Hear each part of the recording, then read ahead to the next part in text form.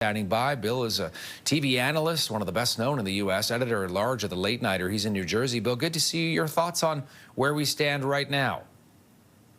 Well, it's interesting. Obviously, Kimmel coming back is huge news. I think it's going to be a gigantically watched show tonight because it's an event now. I think the plan of the Sinclair Broadcasting and Nexstar to not cover or to not carry the show. Interestingly, they've only mentioned tonight so far. I think that could get very dicey for both them and possibly for Disney. But essentially, you can't be an affiliate and have a contract and not carry a certain program. You have carriage agreements. So they'll run into some issues if this is a long-term idea.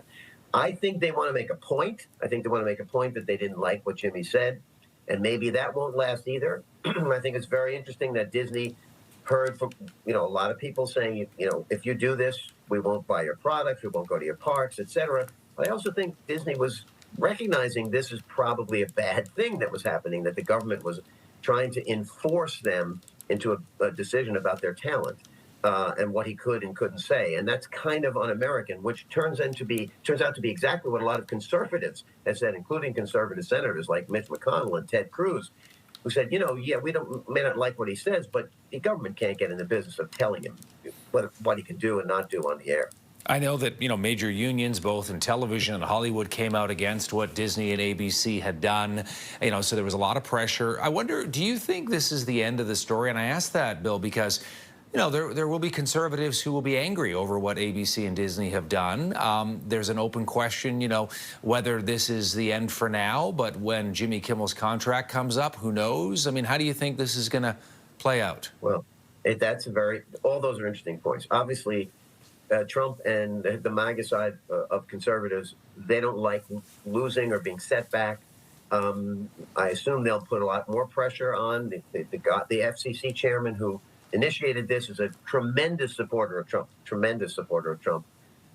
really above and beyond what you would think an FCC commissioner should be. So there will be backlash like that. And Jimmy's contract is up in May. So we have to see whether or not ABC and he might not want to agree. He has made noise before about maybe wrapping it up this year. Who knows? He may now decide it's important for him to stay on to make the point that he shouldn't be driven off the air.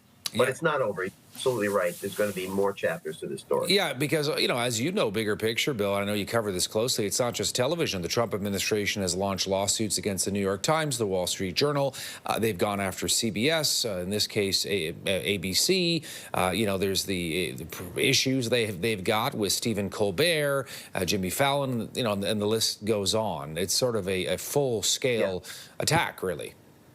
Right, and what has happened in most of those cases, you forgot the universities and the law firms as well. What has happened in all those cases, many of those cases anyway, is that the people just decided to cave and not really take this on.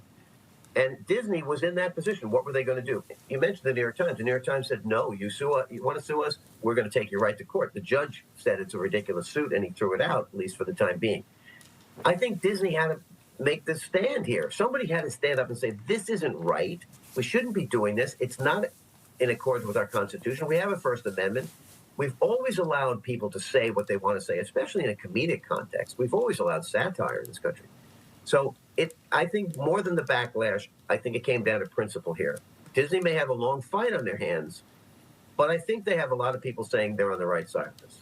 I wonder, just before we go, Bill, whether you think this will create a chill, regardless of whether people want to admit it or not, on the part of some of these hosts, these comedians, whether they will now say, oh boy, we just need to be a little bit more careful with what we say in our opening monologues, the jokes we tell. Well, it would be surprising if it didn't have that effect. You noticed last week when he was first taken off, the other late night shows made jokes about, oh, we never say anything bad. We never say anything bad. So they were like anticipating that the spotlight would fall on them. I think there will be some caution, but I also think, I know Jimmy Kimmel extremely well. I don't expect him to pull his punches. I mean, he's going to make jokes about Donald Trump, and why shouldn't he? Every president has been ridiculed on late night for whatever their prominent faux pas was. I think he's going to do it. I think he's going to continue, and if he doesn't, it'll be noticeable. So I'm pretty sure he'll say, whatever he has to say tonight, in a conciliatory way, maybe to people who were offended, and then he's going to tell jokes about Donald Trump because that's what he does. He's Bill a comedian. Carter, yeah, he is. Bill Carter is a top American TV analyst, editor-in-large at The Late Nighter. He's in New Jersey today. It's great to have you back, Bill. Thanks for a thoughtful conversation today. Thanks for having me.